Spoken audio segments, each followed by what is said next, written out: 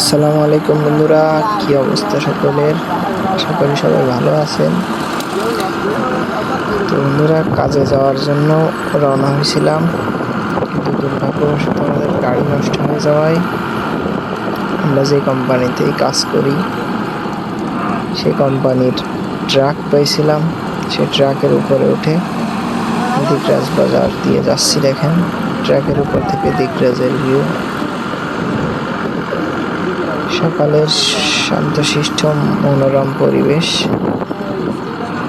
খুব সুন্দর হালকা বাতাস বইছিল, ভালোই লাগতেছিল। তো দেখতে থাকেন।